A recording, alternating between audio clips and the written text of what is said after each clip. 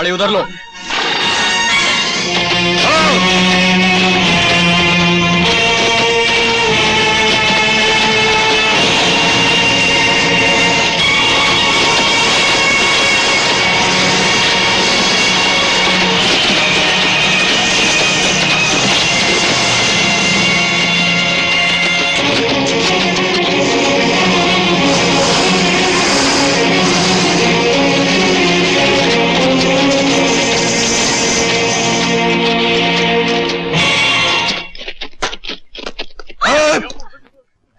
अगर तुम सबको अपनी जान प्यारी है तो चुपचाप अपने जेवर, पैसा और अपना सब सामान हमारे हवाले कर दो।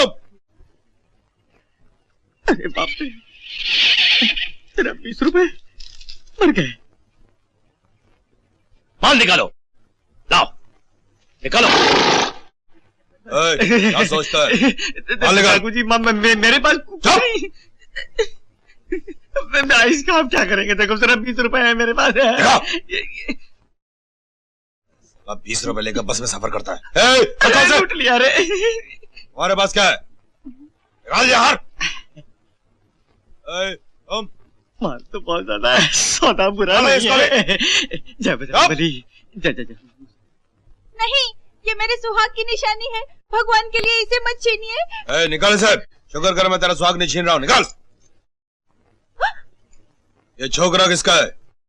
छोटे ठाकुर, ये तो शिवरामपुर के बनिए बाबूराम गुप्ता का बेटा है। क्या?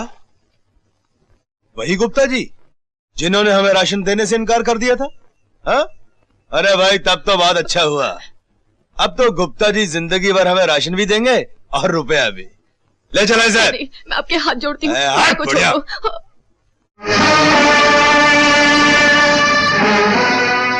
इस बच्चे ने तुम्हारा क्या बिगाड़ा भाई?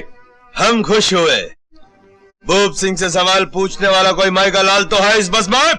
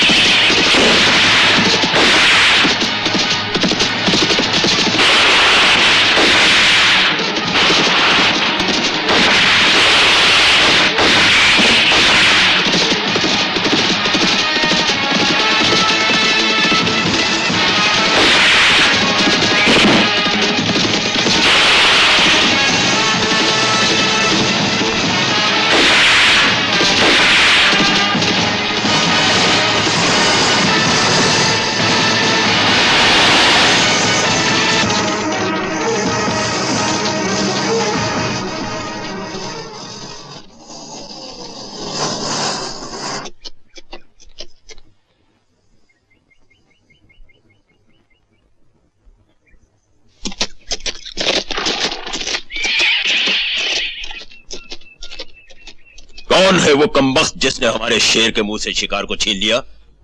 अगर मुझे उसका नाम और पता मालूम होता बड़े भैया, तो आज मेरे झुके हुए सर की बजाय उसका कटा हुआ सर आपके कदमों में होता। लेकिन तुमने अपने दुश्मन का कटा हुआ सर न लाकर हमारे गिरोह के सर को नीचा किया है, हमारी मान मर्यादा को मिटा दिया है।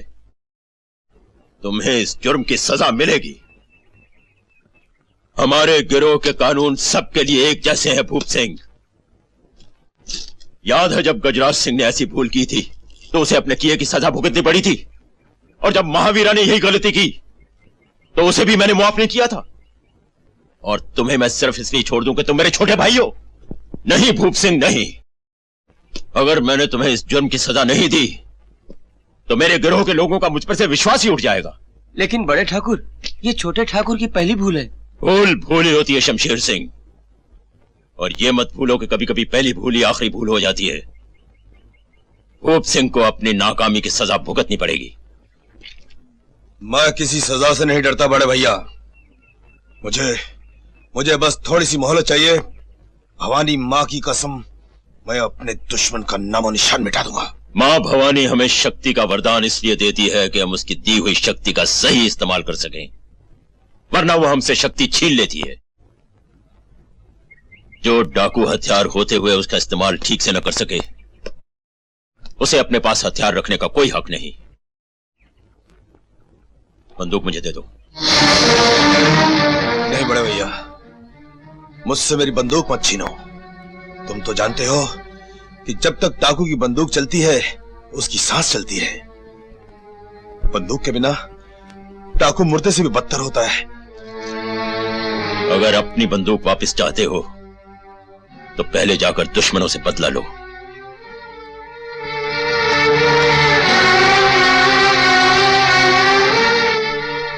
तुमने डाकुओं से दुश्मनी लेकर अच्छा नहीं किया बेटा। अभी कुछ ही दिन पहले डाकुओं ने चंदनगढ़ के ठाकुर विक्रम सिंह और उनकी बड़ी बेटी सुमन को किस बुरी तरह से मारा है। लोगों का कहना है कि शायद उनकी पुरानी दुश्मनी थी। अरे एक मिलिट्री के कर्नल की बीवी और एक बहादुर पुलिस ऑफिसर की मां होकर तुम ऐसी बुजदिली की बातें करती हो। डाकू सिर्फ निहत्थे और बेबस लोगों पर वार करते हैं, लेकिन पुलिस ना तो निहत्थी है और ना ही बेबस। तुम देखना कुछ दिनों के अंदर पुलिस किस तरह से डाकू का नामो निशान तक मिटा डालती इस इलाके से।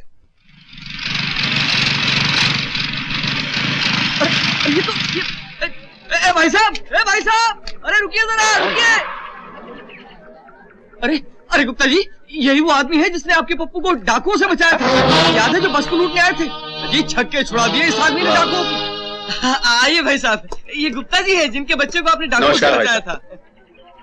उन डाकुओं से मेरे बच्चों को बचाकर आपने मुझे बहुत मेहरबानी की। देखिए, मैं पुलिस की नौकरी करता हूँ, लोगों को चोर डाकुओं से बचाना मेरा फर्ज है। आप कर्नल महेंद्र प्रताप सिंह जी के सपुत्र हैं? जी हाँ, बिल्कुल सही पहचाना आपने। भाई साहब, मैं इस दुकान के पीछे रहता हूँ। अच्छा, अगर कुछ खिदमत हो तो याद कीजिएगा।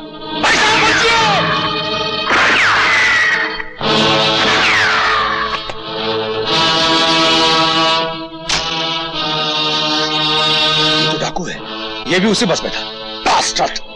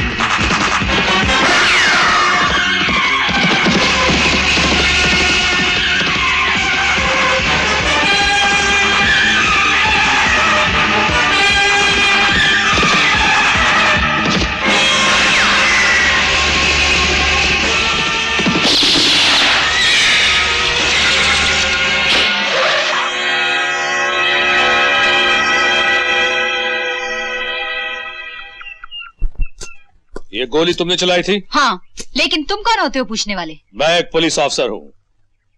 तुम्हारी वजह से वो डाकू मेरे हाथ से निकल गया। पुलिस के हाथों से तो डाकू अक्सर निकल जाया करते हैं। अच्छा, क्या मैं पूछ सकता हूँ देवी जी, पुलिस के बारे में आपकी इतनी अच्छी राय कैसे हुई? क्योंकि कहने के लिए तो पुलिस जनता की रक्षा के लिए होती है, लेकिन आज तक देखा गया है कि जब भी पुलिस उन तक झूठी तसल्ली देने के लिए पहुंचती है, उनका सब कुछ जालिमों के हाथों लुट चुका होता है। क्या तुम्हारे साथ भी कभी ऐसा हुआ है? हाँ ऑफिसर। कहीं तुम अनूपगढ़ के ठाकुर विक्रम सिंह की वो मेरे पिता थे। ओह आई एम सॉरी। विश्वास करो, उन तमाम डाकों को बहुत जल्द खत्म कर दिया जाएगा। पुलिस पे भरोसा रखो। नो थैंक यू ऑफिसर, मुझे पुलिस से ज्यादा अपनी बंदूक पर भरोसा है। छोटे ठाकुर, जिस दुश्मन को गोली मारने के लिए आप तड़प रहे हैं उसका पता चल गया है। कौन है वो? देवेंद्र प्रताप सिंह, रामगढ़ गांव के कर्नल महेंद्र प्रताप सिंह का बेटा। मैं उस गांव की धरती को अपने दुश्मन के खून से रंग दूंगा। रामगढ़ की धरती पर, वहां के हर मकान पर उसके खून के छींटे होंगे।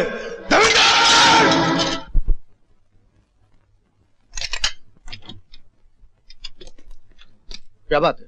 गांव की चौपाल में सब गांव वालों के लाइसेंस चेक करने के लिए दारोगा जी आए हैं और आपको बुलाया है। कमाल है, अभी पिछले महीने वो इंस्पेक्टर वर्मा तो चेक करके गए थे। वर्मा जी का तबादला हो गया, ये शर्मा जी हैं। अरे भाई, वर्मा हो या शर्मा हो, समझ में नहीं आता। जो भी नया इंस्पेक्टर आता है उसे लाइसेंस चेक करने का शौक क्यों चला जाता है। ठीक है, मैं आता हूं अभी।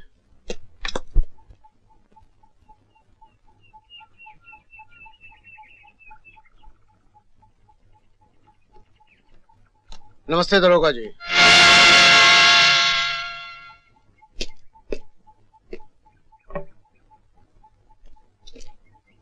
ये लीजिए। तो आप ही कर्नल महेंद्र प्रताप सिंह हैं? जी हाँ। कर्नल साहब, आपका वो बेटा कहाँ है जिसने कुछ ही दिन पहले रोडवेज की एक बस को डाकुओं के पंजे से बचाया था? दरोगा साहब वो शहर गया है। सरकार ने उसके कारनामे से खुश होकर उसे डिप्टी सुपरिंटेंडेंट ऑफ पुलिस का ओहदा दिया है। बस? मैं तो उससे भी बड़ा ओहदा देने के लिए आया हूं उस कुत्ते को। जबान संभाल के बात करो दरोगा। जबान के बच्चे, तूने शायद मुझे पहचाना नहीं। मैं भूप सिंह हूं। भूप सिंह? हाँ, भूप सिंह, जो अपने दुश्मन को कभी नहीं छोड़ता। कर्नल, तेरा बेटा भी मेरा दुश्मन है। वो तो इस वक्त यहाँ है नहीं, इसलिए तुझे मेरे साथ चलना होगा। तो तब तक मेरा मेहमान रहेगा जब तक तेरा बेटा भूप सिंह की अदालत में अपने किए की सजा नहीं पा लेता। भूप सिंह? मैंने तो सुना था कि डाकुओं का भी अपना एक धर्म होता है। वो कभी किसी पे धोखे से वार नहीं करते, लेकिन तूने तो एक कायर की तरह भेष बदलकर अपने धर्म का भी अपमान किया है। खामोश! मैं यहाँ कोई भाषण सुनने नहीं आया हूँ। चुपचाप मेरे साथ चलो। तू क्या समझता है कि तू मुझे यहाँ से ले जाएगा? मेरा बेटा यहाँ न सही, लेकिन आज मेरा ये सारा गांव तुझे और तेरे साथियों को जिंदा नहीं छोड़ेगा। इस वक्त सारा गांव निहत्था है बुड्ढे। भूल गए भूप सिंह, उस दिन मेरा बेटा भी निहत्था था, जिस दिन उसने तुझे कुत्ते की तरह मात दी थी। ले चलो इस हरामजादे को। ठाकुर साहब को छोड़ दो भूप सिंह। ठाकुर साहब, उठा लो इस कुत्ते को।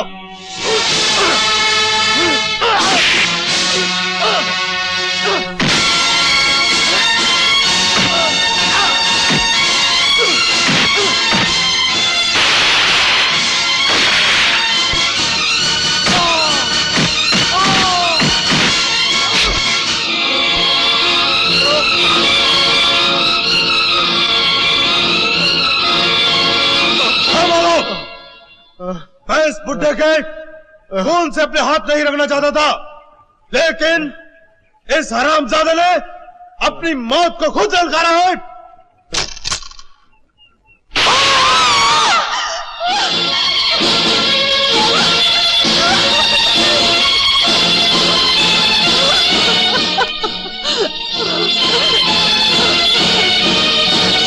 बढ़िया, अपने बेटे से कह देना कि भूप सिंह का बदला भी खत्म नहीं हुआ, उसका भी यही अंजाम होगा। चलो।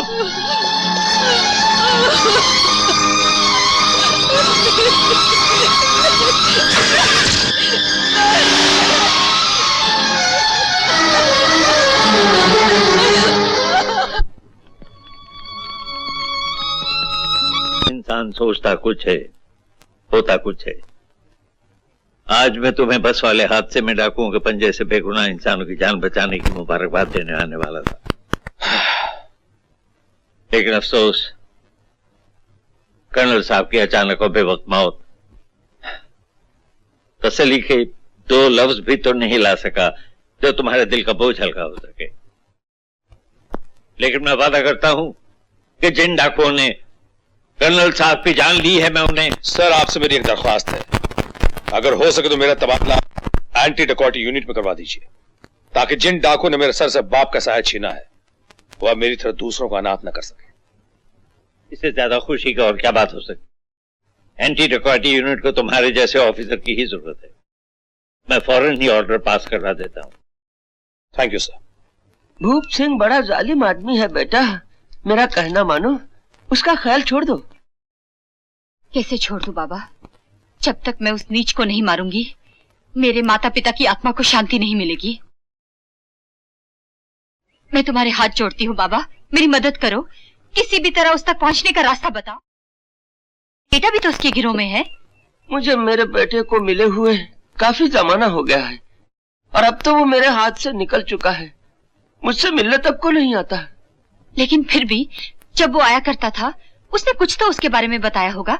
उसका कोई पता ठिकाना, कोई खास आदत? हाँ, एक बार कहा था कि भूप सिंह को नाच गाना सुनने का बहुत शौक है। अगर उसको ये पता चल जाए कि कोई नई तवायफ यहाँ इस शहर में आई हुई है, तो वो सब काम छोड़कर उसके कोठे पर जरूर जाएगा। छोटे ठाकुर, क्या? आपका बहुत दिनों से शहर जाना नहीं हुआ है। हाँ, लेकिन तू क्या पूछ रहा है? मनीराम आया था, वो कह रहा था कि मुन्नी बाई के कोठे पर नई चिड़िया आई है, दुलारी दिल्ली वाली। क्या? हमें अभी तक खबर नहीं थी? फौरन बुलाओ उसे यहाँ पर। वो यहाँ नहीं आ सकती ठाकुर। क्यों नहीं आ सकते? वो कहती है प्यासा कुएं के पास जाता है, कुआं प्यासे के पास नहीं। हाय, वो सारी तबाही भी क्या हुई जो अदा न दिखाए। ठीक है दुलारी भाई, हम तुम्हारे पास आएंगे।